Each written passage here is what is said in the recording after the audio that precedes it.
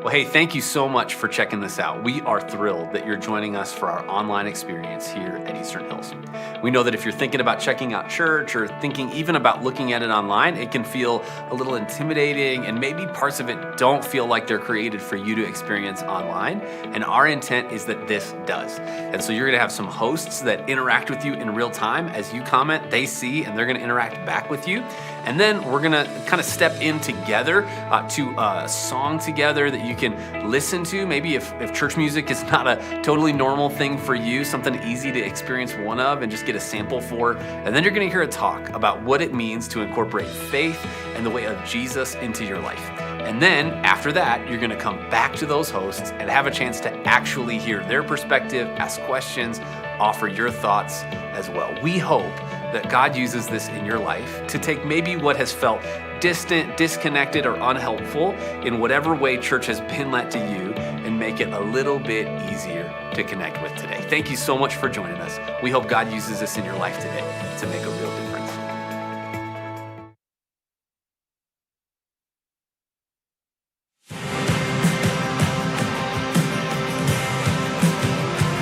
Good morning, Eastern Hills. Let's get ready to sing to our God of victory. Come on, sing these words with me. When all I see is the battle, you see my victory.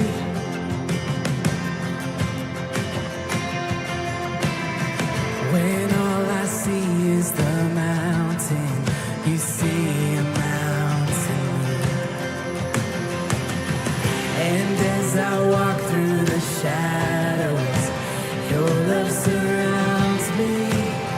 Come on, there's nothing to fear. There's nothing to fear now, for I am safe with you. So when I fight on my knees, with my hands lifted high, oh God, the battle belongs to you. Every fear I lay at your feet, I'll sing through the night. Oh God, the battle belongs to you.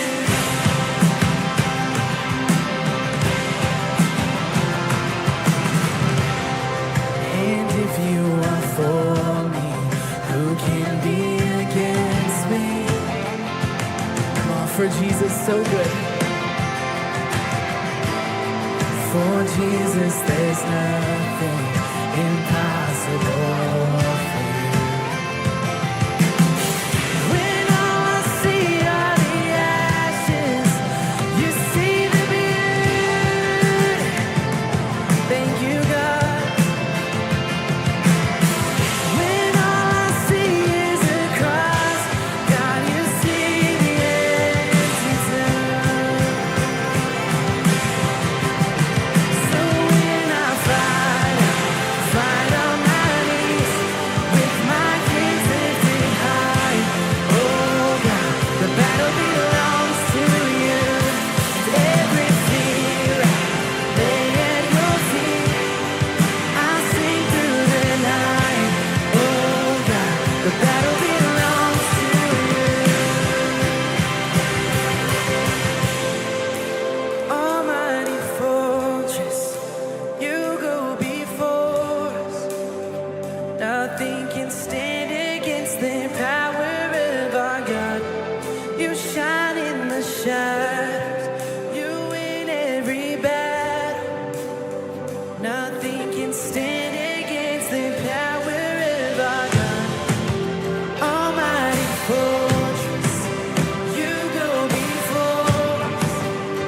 Nothing can stand against the power of our God. You shine in the shadows. You win every battle. Nothing can stand it. Come on, almighty forces, we sing. Oh, almighty forces, you go before. Nothing can stand against the power of our God. You shine in the shadows. You win every battle. Nothing can stand against the power of our God. So when I fight on my knees with my hands lifted high, oh God, the battle belongs to you. In every fear I lay at your feet, I'll sing through the night, oh God, the battle belongs to you. Yeah. Oh God, the battle belongs to you.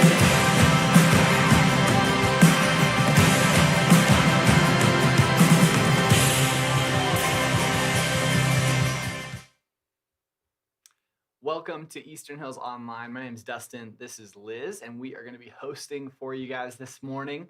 I would love to kick things off with a question. What was your favorite game growing up as a kid? What was your favorite game? Go ahead and drop that answer in the chat. We'll read some of those out in just a minute. But Liz, what was your favorite game growing up as a kid? So my game is not a game that you may have heard of before. It's pretty unconventional, but it's called Lost Little Boy. And I was like 7 years old when we played this game with my brother, who's 2 years younger than I am. So the concept is that I would take my brother outside and he would have to walk up from the house a little bit, kind of around the corner, and wait for me. And then I would go to him a little bit later and say, "Oh, little boy, are you lost? Do you want to come inside my house and hang out with me?" And then he would come in my house and hang out with me. And that was the game. That was the whole game. Yeah.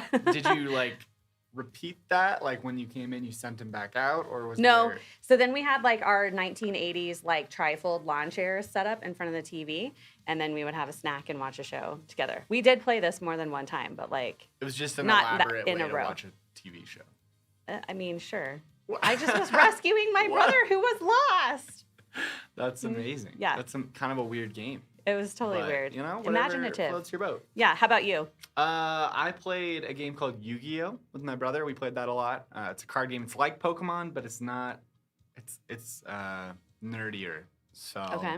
yeah, Okay. that was my game. My dad played it with us a lot. Did he like it? I'll never know. You should ask him. Yeah, Mhm. yeah. It would be kind of crushing though if I found out that he never liked it at all. He would So tell I you. feel like He I would can't. tell you that he did. Yeah. He would tell you that he did. Exactly. Well, we're so glad that you're joining us this morning, and we would love to extend a special welcome to those of you who are joining us for the first time.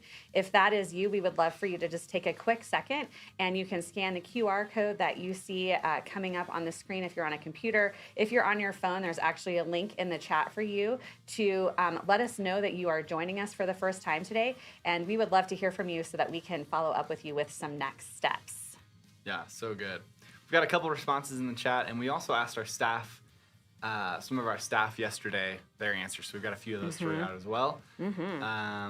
Debbie said she likes the game of life because she gets to put the little blue and pink baby pigs. Oh. Baby pigs. Baby pigs. Pegs, maybe? Oh, I don't know. pegs, Yeah, probably. in my car. Yeah. No, that actually is a really satisfying part of that game, is Yeah. filling up your little car. We played that one time, and somebody forgot to get married, but they had 2 cars. They had to get a second car for all the kids. Because they had so many? They had so many kids. I didn't know they you could forgot. overfill a car. Yeah, you did. We've got 2 Yeah, I little don't know. caravans. I don't know what happened. Maybe Yeah. we obviously weren't playing No, right. That's good. That's good. Phil, our lead pastor, said Madden. So that was his answer for his favorite game growing up. I guess I didn't think about video games as an option. But we had a Nintendo 64. We played a lot of video games. Yes. Too. Yeah, we had a regular Nintendo. That was the deal Yeah. back then. It's fun sure. stuff. Yeah.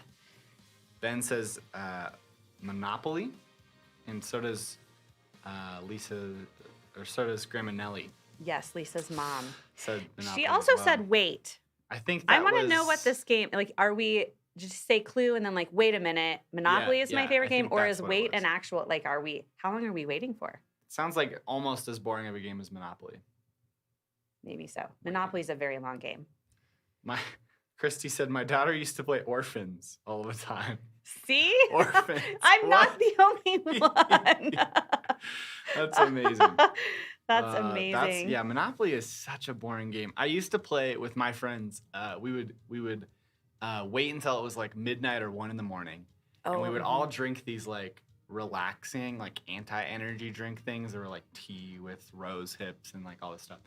And we would put like $10 in the middle of that Monopoly board, everybody would, and whoever fell asleep last got to take all the money in the board. So we would just try and stay up until like 7 or 8 in the morning. Did you ever win? No, I never won. No, I That's a bummer. Sleep too. How too many people easily. played? Maybe like 4 or 5 of us would play. That's a good amount of I know. You give money them, there like, in the 50 pot bucks. to win. So, Mhm. man, Lisa says she likes Yahtzee. that's a good game. That's Yeah. fun. It's fast paced. Yeah. Got some good options there. You used to like whisper to the dice Yeah. before, like, especially if you were trying to roll like a certain thing, you would like whisper it in the cup and then shake it up. And if it came out, then it worked. You had control. That's how you felt like you had control. So, Hey, It's all luck. I've got something for you guys.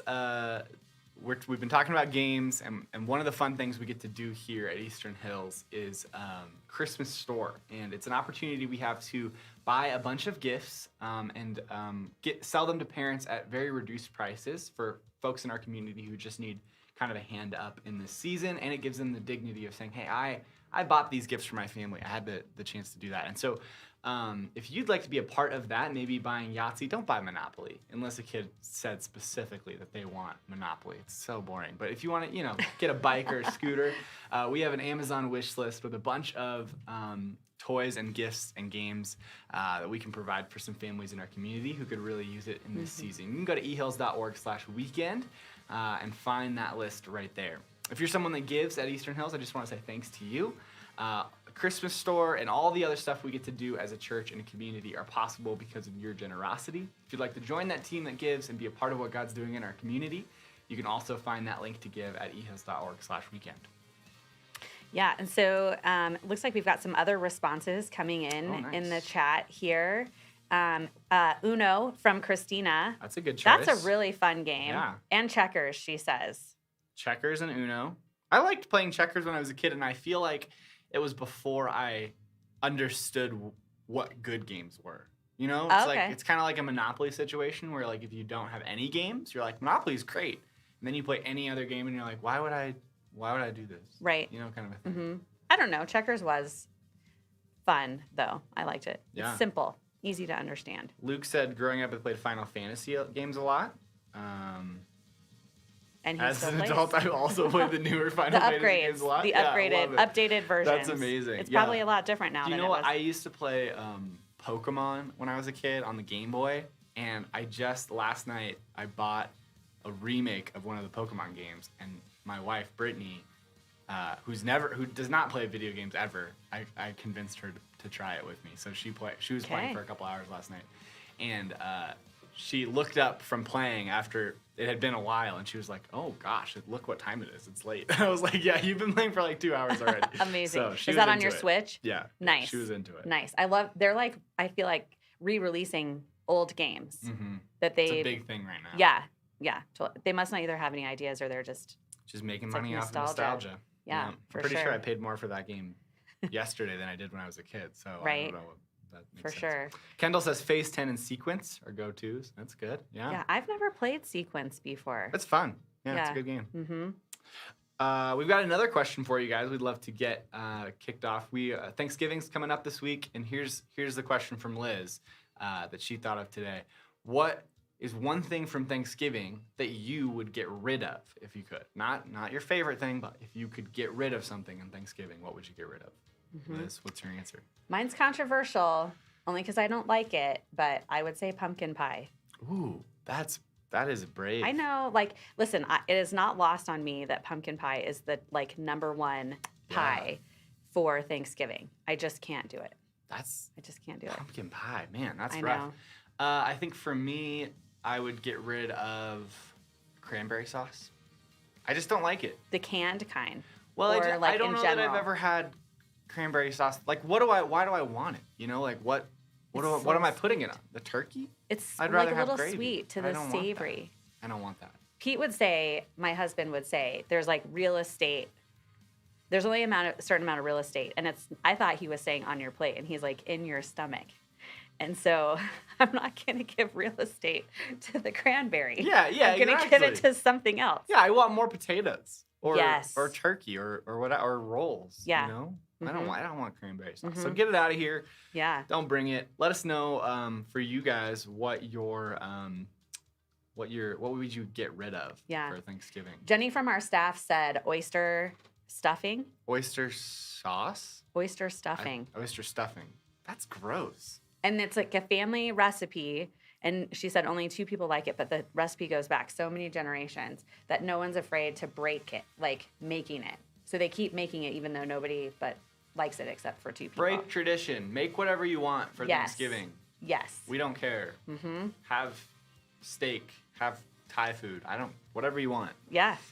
Yes, for sure. That's what I say. Yeah. That's what I say. Hey, we're going to get started with the rest of the service in just a minute. And last week, just to recap you, Phil talked about the false promises of the world and how when it comes to politics or systems of the world, they're designed to kind of pull us away from Jesus. And Jesus is really the only true hope of the world. Even though all those other things promise it, Jesus is the only one that can deliver. Yeah, and this weekend, Kelsey is sharing with us about the devil and the spiritual war that are behind the scenes in our world and how we can start to fight that and how every day we need to really armor up against that. So it's going to really be a fantastic message from Kelsey this week. So good. Looks like we've got some answers. Yeah, Debbie's on board with me. Get rid of the cranberries. Who needs them? Who wants them? Nobody. Yeah. Nobody does. That's what I say. I mean, I don't know. Lisa says she thought she knew me. Maybe is it because of the think pumpkin you're pie? gonna lose some friends from the pumpkin pie comment. I'm sorry. And I don't like pumpkin pie, but you have to have it at Thanksgiving. It's still there. Yeah, if there's one piece of tradition, I'm hypocritical here because I'm saying break tradition, but also you have to have pumpkin pie. Like even if you don't want it, somebody wants it. Your grandpa wants. Somebody wants it. You know what I mean? Yeah. The cranberry sauce, people take it politely. You know, they're like, I guess I'll put some of this on. Yeah. Yeah. My mom makes the citrus rice. That's one of our traditions. So good. It's like couscous, but gluten-free. Yeah. I would like the recipe for that. Yeah, Actually, it's that really sounds good. really yummy. Yeah, it is. My uncle used to eat mincemeat pie. I don't even know what that is. That doesn't sound good. But it does not sound Sounds like they're delicious. saying, here's some meat that you wouldn't normally want. in a pie or after you we ate made. all your meal. Honestly, I just want graham cracker crust. That's all I want. If I'm having a pie, with I no just want, filling? well, no, I'm just saying, like, Oh. if I'm having a pie, I want it to be a graham cracker crust pie. Yeah. I don't like the bread.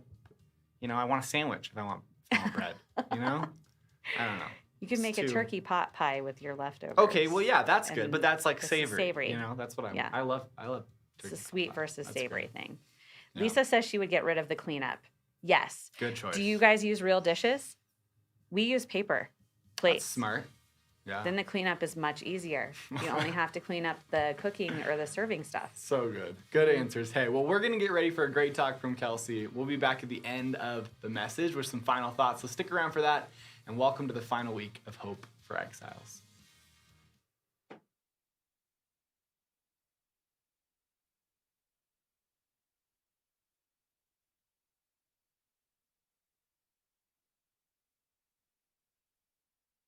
Hello, welcome to our last week of our series, Hope for Exiles. Throughout this series, we've been talking about this fact that when we say yes to Jesus, it doesn't necessarily mean that the world or our hearts want to follow that same mantra, that same life. And so how can we stand firm in Jesus even if it doesn't match what we're seeing and experiencing? Today, we're going to talk specifically about the devil, which feels like a weird thing to talk about on a Sunday morning at church. So maybe that made you a little bit uncomfortable already. Don't worry, we're gonna dive in together. But before we jump too far into the seriousness, we thought we'd share with you the Twitter account for Satan. That's right, there's a fake Twitter account just for Satan. So we have a couple things that he says things about himself for his own kingdom. So here you go. The first one says this: come to hell, you'll get a better tan. Woohoo, that feels worth it, right? The next one, he says, come to hell, there's no fidget spinners. I'm not gonna lie to you, that one bought me a little bit, okay? I'm a little enticed by that option. And then the last one is basically millennial Satan talking to Gen Z. It says, why is boring as hell an expression? Hell is always lit 24/7. It's lit, fam. That's pretty much what he just said. Well, as much as we can have some fun and joke a little bit about the devil, it's actually a pretty challenging topic. And so we're gonna have to kind of invest a little bit. So before we jump too far into the depths of that, will you pray with me and ask God to guide us? God, thank you. Thank you for who you are. Thank you for being a God who is good, a God who is present, a God who loves us and fights with us and fights for us. God, today, will you speak truth into our life? Will you speak truth into our hearts and into our minds? We love you. In your name we pray. Amen. So when I was a kid, I was described as a pathological liar. Now, I understand being a pathological liar is an actual thing. I'm not actually a pathological liar. I just lied a lot as a kid. Anybody else lie a lot? Y'all are lying. Okay, y'all are lying now. So it's fine, it's fine. But I lied a lot as a kid. In fact, my mom used to tell this story at every meal with every guest she could possibly tell of when I was like 5 or 6 years old. I got a new pair of scissors for like Christmas or birthday, I'm not sure. And I was super excited, which feels very nerdy now, but I'll accept it. And was really excited about this pair of scissors. So like you do when you get a new pair of scissors, you go into your mom's closet and you find her favorite dress and you cut it into a million pieces, which would be a great end to the story, except my mom, a couple hours later, happened upon this now pile of fabric and goes, Kelsey, why did you cut up my dress? And I looked at my mom and I said, it wasn't me, it was Kevin. Now, Kevin is my younger brother, and in order to understand how bad of a liar I was, you need to understand that Kevin was younger. He literally had never touched a pair of scissors in his life, not to mention there was no way I was sharing those scissors yet. Those were mine. So bad lie already, and my mom had been with Kevin the entire time I was missing cutting up her dress. Needless to say, I wasn't a great liar as a kid. And while these are fun anecdotes of children and their fibs and their stories, at some point lies become less funny. At some point, lies go from talking about a pile of fabric to hiding affairs or destroying relationships or embezzling, even down to rocking our identities and lying about who we are. And pretty soon, these lies go from being cute to being destructive. In fact, lies constantly destroy us, they destroy our relationships, and they're destroying our world. Throughout this series, we've been talking about lies. Specifically, we've been talking about lies from this book called Live No Lies by John Mark Comer. If you haven't had a chance to pick it up and read it, it's a great book. By no means do we think it's the Bible, but it has some great insight as to how we lie and how the world is lying around us to create us into something we're not meant to be. But we've used this book as kind of the baseline for this conversation, and John Mark Comer describes lies very specifically. In fact, he says it this way. He says, lies that come in the form of deceptive ideas are the devil's primary method of enslaving human beings and entire human societies in a vicious cycle of ruin that leads us further and further east of Eden. He essentially is saying the devil uses lies and deceptive ideas to turn complete societies further and further from Eden. And Eden is this place of perfection where we're in unity with God, in harmony with God, and we're seeing ourselves move further and further and further away from that unity, from that peace, from that perfection. And we see that this is the devil's main ploy to attack us. Now, if lies are a weapon, it means this isn't like a simple debate or discussion. This means war. We are at war. This isn't a simple wake up and just live your life kind of a day. This means war. Now, before you start thinking about the war that you started on your next door app, or the culture war that says my generation is better than the generation that comes after me, or even the politically charged foreign affairs that we are constantly bombarded by in the news, it's not that kind of a war. It's not the physical, it's not the flesh, it's a spiritual war. Now, some of you, I just said spiritual war, and you went, ooh, we just went back a few years. This is fire, brimstone. I don't know that I want to talk about this a whole lot, because some of us have had a bad experience talking about spiritual war. And so we've done one of two things as a society. We've said, there is no spiritual war. There is no spiritual. Just live in the physical. Do what you're supposed to do. Let's just ignore that conversation entirely. Or we've gone to the other side, and everything is a spiritual war. I stubbed my toe, that is spiritual warfare happening against me. And these two extremes are not actually super helpful. As we read the words of Jesus in the Gospels and the Bible, we see that Jesus lands somewhere in the middle where there is a spiritual war. We can't ignore that, but it's not a catch-all for the inconveniences of our life. There's somewhere in the middle that we need to sit, but there is a war. And it takes place between God and the devil, these two forces that are here to fight over us at some level, right? And we see these two forces being fought between good and evil, truth and lies. And that's really the devil's main ploy, is a bunch of lies to deceive us and move us further and further from Eden. And so today I want to look at a few lies that the devil gives us and the truth that we can hold on in the middle of that. The first lie that the devil uses consistently is the devil isn't real. Feels ironic, right? Don't you think you'd want some credit if you're the devil? But for him, the devil isn't real actually becomes his main mode of working within our communities, working within our societies, and working within our hearts. Because if we don't believe he's real, then he can do whatever he wants. He can just run unopposed. Nobody's going to stop him. So if we pretend or believe that he's not real, he can do a lot more damage. And that's challenging.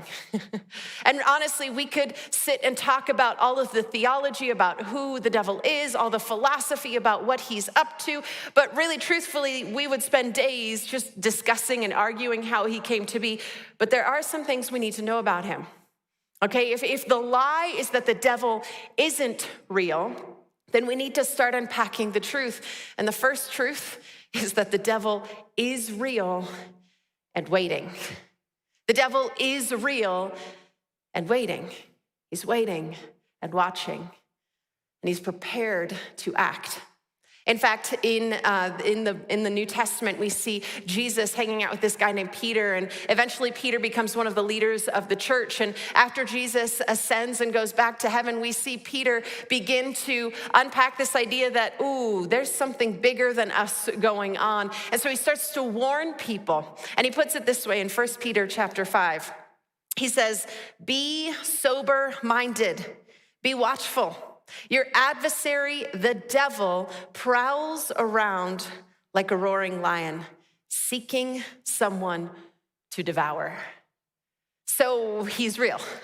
If we're clear-headed and we're looking observantly, we're going to see that the devil is real, but he gives us an illustration that he is a prowling lion. If you've ever watched like Animal Planet, this is like my least favorite part of Animal Planet, right? Where you see the lion and it's like in the grass and you know it's about to kill something, because that's human nature. That's like what it's supposed to do, right? To survive, it has to kill things. I just turn the TV off before it gets it. But that's the devil. He's waiting, he's prowling, he's watching for you to make a mistake, for you to be left alone, for you to reveal your area of weakness, and then he's going to pounce.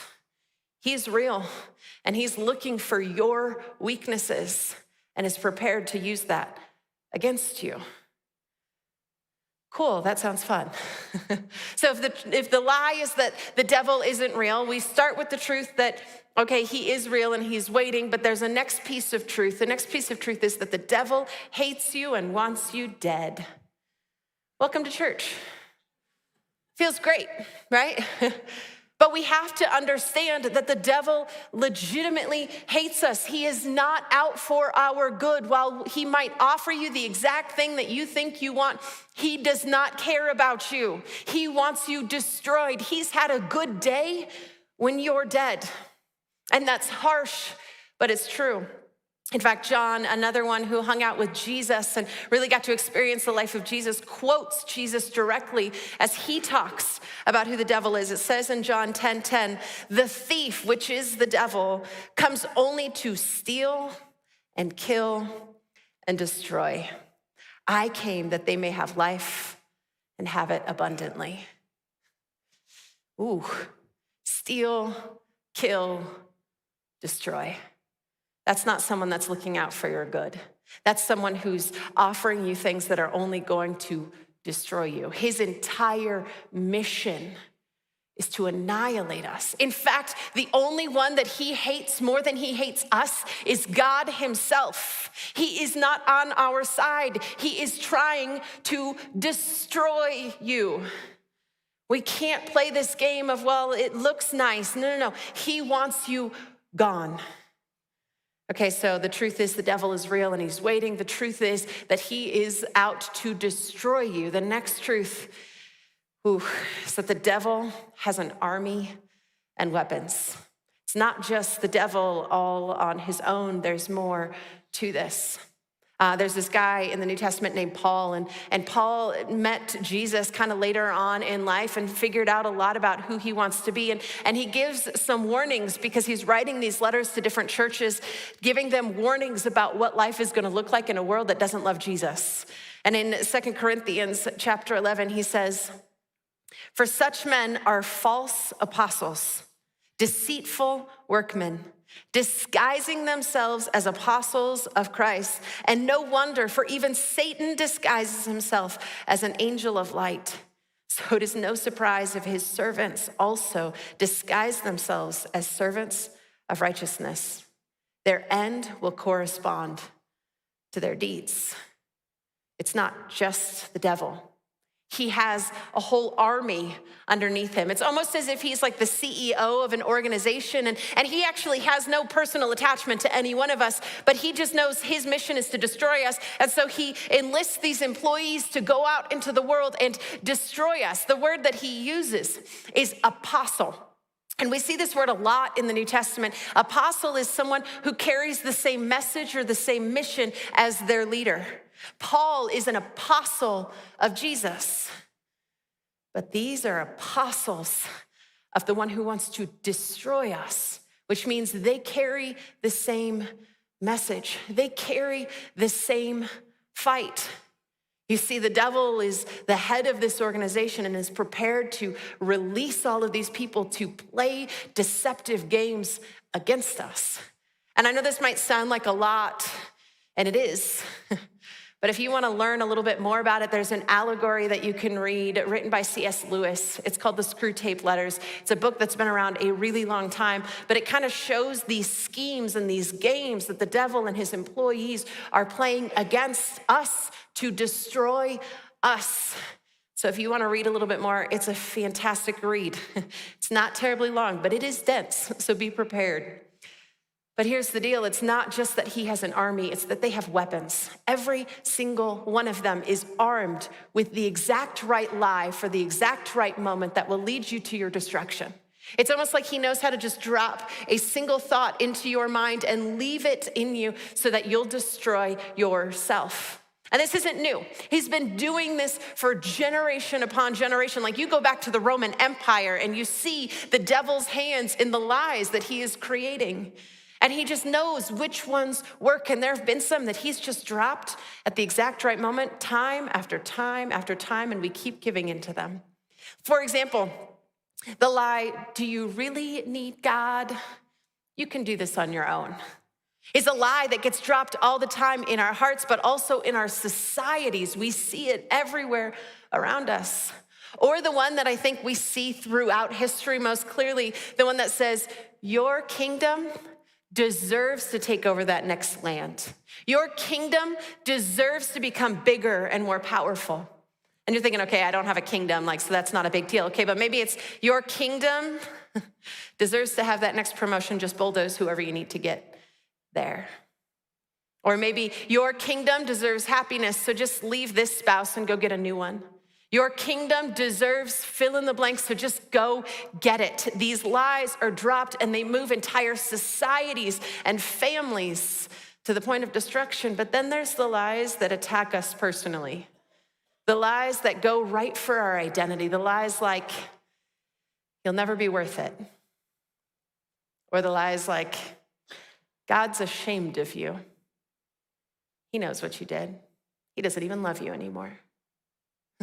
Or the lie, you're not qualified. Don't even try. These lies that go for our hearts, that keep us quiet. And here's the crazy thing about the devil. He knows how to drop the lie, but then we grab hold of that lie and it becomes action in our lives, and we actually destroy ourselves. The lie isn't just a plant, a seed that we carry into our everyday life, because the devil knows how to get us to destroy ourselves. And so does his army. And they're out to destroy us. And every time we listen to these lies, we're giving room for that side to win the war. Okay, well, if the lie is that the devil isn't real and we know he is real, and if we know that he is out to destroy us, and if we know he's got an army and he's got weapons, the next truth that we need to hold on to, and this is my favorite one, the devil loses. The devil loses. Okay, yeah, he's out to destroy us. Yes, he's going to do harm. Yes, he has an entire crew behind him ready to attack us, but he knows he's going to lose. I think for a lot of us, we think about God and the devil being equal and opposing forces. We think about them doing tug of war in our lives over us and over our world. But the truth is, the devil will not win, because Jesus wins. And here's the crazy thing. The devil knows that. The devil knows that he can't win, which is part of the reason he's so desperate. As time moves further and further along, he's seeing that his time is almost up.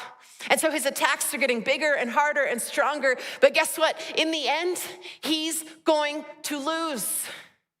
In fact, throughout the Bible, we see pictures of this final battle that is going to come between good and evil, these opposing forces, and it always ends the same. You walk out onto this battlefield, and Jesus takes a step onto the battlefield, and it's over before anyone's done anything. It's not even close. The power of Jesus is that much more than the devil. So he's real, yeah. And we're gonna experience the pains of him being real, but he won't win. But until that final battle, this means war.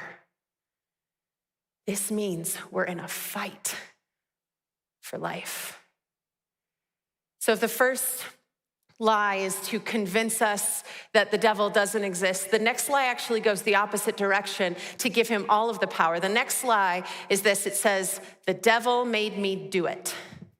Now, maybe you've never said those words, but maybe you're that kind of person that you wake up in the morning and your alarm doesn't go off, probably because you turned it off, but you're gonna blame your phone anyway. And you're gonna be like, oh, the devil's in my cell phone. It didn't wake me up. Then you go to make your coffee and you spill it all over yourself in the counter and you're like, oh, the devil's in my coffee this morning. And then you get in the car and there's traffic because there's an accident and you're like, oh, the devil's on the freeway, which is true, absolutely true. Then you go and you get to work and there's no parking spot where you normally park because you're late because of the traffic, and you're like, the devil is in the parking lot. And pretty soon the entire day has just been given credit to the devil. You've given him authority in every aspect of your life and given him credit for things that maybe he didn't cause. Maybe you just spilled your coffee. But maybe some of us don't outwardly say the devil made me do it, but we give power to the cosmos. We just release control. So instead of saying things like the devil made me do it, you say things like, it's just who I am, I can't help it. Or, and this one's gonna hurt some of us, so I'm sorry for this. It's my Enneagram number. It's just how I behave. Or maybe it's, I was born this way. Don't tell me how to live my life. See, all of these are doing the exact same thing where you're releasing control and just saying the cosmos or the world is creating it, which is actually you just giving credit to the devil for who you are instead of taking responsibility for your actions. The truth is, yes, there is a devil and he's really good at what he does, but he doesn't make the choice to sin. We do. We make the choice to act on those lies.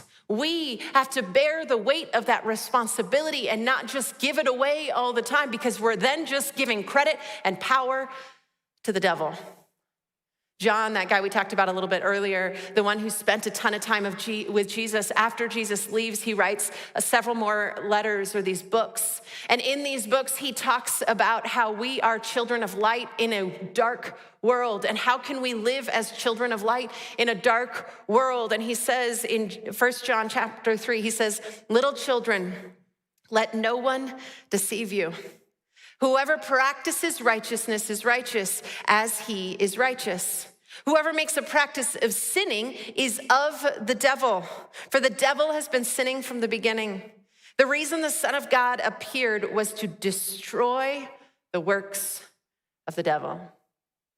And so John is unpacking this idea of this choice. You can choose righteousness. And righteousness is when you make the right choice, the choice that is right for you and for the world. It's what God desires for you. You can choose righteousness. And when you do, you are choosing to remain in God, in what he wants for you. On the battlefield, you're on his side. Or you can choose sin. And that is the devil's. The devil owns sin. When we sin, we're giving power to him. Now, before we go too far, we're human. We're going to make mistakes. We're going to fall short. We're going to sin every single day. But do we give it power? Do we let it control us? Or do we begin to make the hard choice to choose the right thing? Because sin is very enticing. But we get to choose to not give in to that every single day. Just think about your world right now. Where has sin taken control of you? Where has sin become a part of your life and it is controlling you rather than you controlling it? And I get it. He's enticed you to go further than you've ever gone before. He's enticed you to stay further than you've ever been before. He's kept you in a place by just dropping these little lies. I know he's good at what he does. He's enticed you and destroyed you through temptation and through indulgence and through compromise. I get it. He's good at what he does. But you don't have to be enticed. You don't have to give in to this side every single day. We can make the hard choice to live in his righteousness, to choose the right side of the battle. But it means we need to stop listening to the lies. It's not just willing ourselves to not choose the wrong option. It's to pay attention to the lies that the devil is using against us. In fact, the devil does this crazy thing where he actually lies by giving you partial truths so that you think you're on the right path. And then pretty soon you're like halfway down the road and you're going, oh, I think I missed something there. Bear with me on this, okay? So one of his lies that he gives us a lot is, you're not worthy. That's true. The more and more I experience Jesus, the more and more I pursue who God is and who he wants me to be, I'm aware of the fact that I keep messing up and I can't fix it myself and I'm not good enough and I'm just not worthy. That's true, but that's only part of the truth. The devil says, okay, listen, this is the truth. And you go, okay, yeah, that's the truth. And then he finishes the second half with a lie. He says, you're not worthy, so just give up and give in to whatever you want. Consume more porn. Take on more debt. Go ahead and cheat on that test. Whatever it is that you give way to, just keep going down that road because you're already not worthy. He takes a truth and he attaches a lie to the end of it. Well, with Jesus, He starts with that same truth. He says, you're not worthy, but I came and died so that you can be. You see, he doesn't actually leave us in a place of doom and gloom. He gives us life. He gives us the full truth. And so as we're beginning to fight between righteousness and sin, we have to address those lies that have been told to us, those lies that make us pursue that sin all that much faster so that we can choose that righteousness. And it's not easy. It's going to take a lifetime of pursuing the truth. Because guess what? This means war.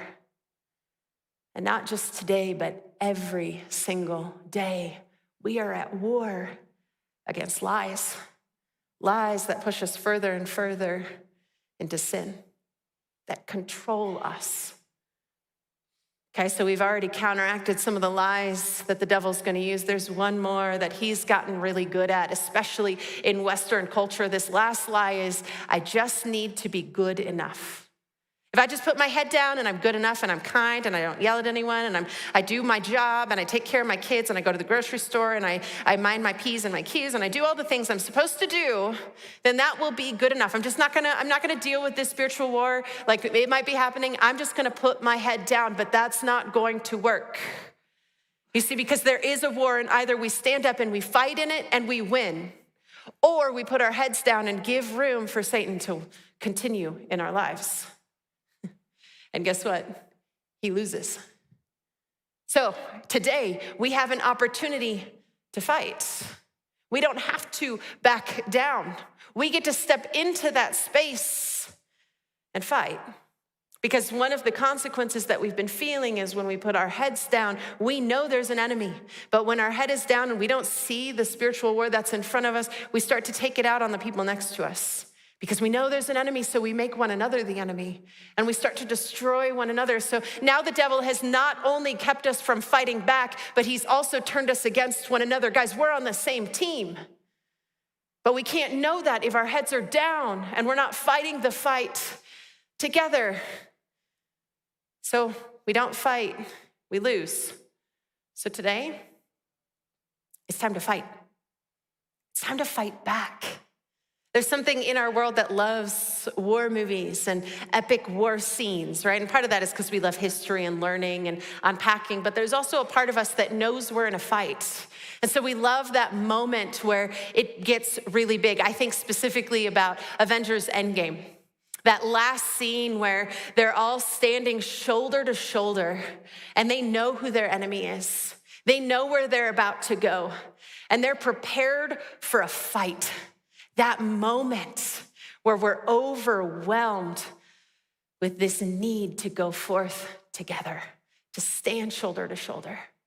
In fact, Captain America, otherwise known as Steve Rogers, as he's looking forward to this battle, gives this quote. He says, we've lost, all of us.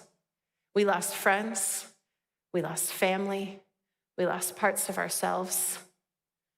This is the fight of our lives. He knows in that final battle, we're gonna stand shoulder to shoulder and we're gonna recognize we've lost people. And it hurts. We've lost people that are close to us in this fight, and we've lost part of who we are in this fight. But guys, we're in the fight of our lives. It's not just the fight of our lives, it's the fight for our lives. Guys, it's time to fight. Paul, this apostle that we talked about, he knew we were in a fight. And he doesn't back down on this illustration of this fight because he knows how serious this is. And so he's writing to this church in Ephesus. And he writes in Ephesians chapter 6, he says, finally, be strong in the Lord and in the strength of his might. Put on the whole armor of God that you may be able to stand against the schemes of the devil. For we do not wrestle against flesh and blood, but against the rulers, against the authorities, against the cosmic powers over this present darkness, against the spiritual forces of evil in the heavenly places. Our fight is not against one another. It is against the devil and his army and his schemes. This is a bigger war than we recognize. And he says, therefore, take up the whole armor of God, that you may be able to withstand in the evil day. and having done all, to stand firm. We have a chance to stand and fight. We have a chance to take action, and we have to. Because winning a war doesn't happen on accident. You don't just show up one day and win. No war in the history of any country has ever been won by just showing up without any work done beforehand. It takes intentionality. It takes preparation daily for the battle. It's important. And so we have to be ready, and we have to get ready. Well, we have 3 things we can do to get ready today. First, remember the battle plan. Remember the battle plan. In every war movie, there's this moment before they go out onto the field of battle, they retreat, and these generals sit around a table and they talk about what the enemy is doing and their game plan and what they're going to do to counteract some of that. And they talk through it. We need to do the same thing. And we do that through something called solitude or silence, where we retreat back and we take a moment to go, okay, what are the lies that are being targeted at me? And what are the truths that I can give back?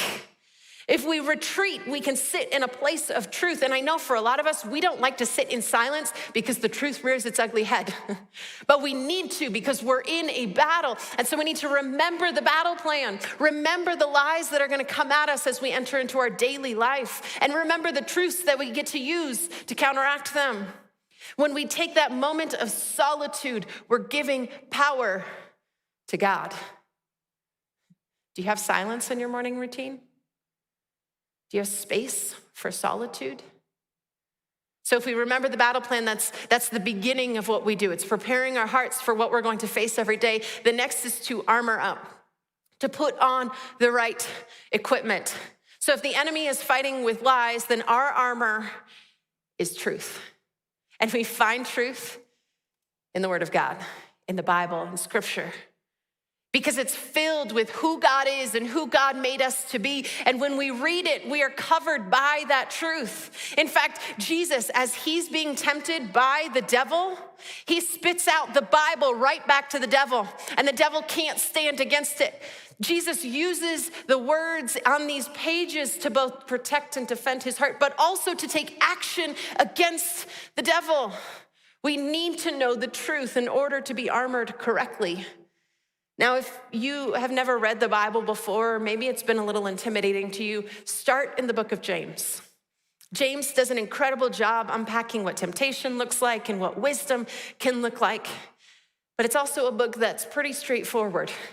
You're going to find some really practical information very quickly. Try it this week. See what happens. You're going to see some fruit pretty quickly on how it prepares you to fight the battle.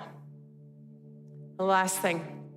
Now that we know the battle plan, now that we're armored up, you have to trust your unit. You have to trust your unit. In that last moment of Avengers Endgame, as they're standing shoulder to shoulder, they know each other. They know each other's weaknesses. They know each other's strengths. And they know where their real battle is. And they're fighting one enemy. You need a unit around you. That lion that's waiting to pounce on their prey looks for the weak link, looks for the one that's by themselves. Don't be that one. You have to have a unit of people around you.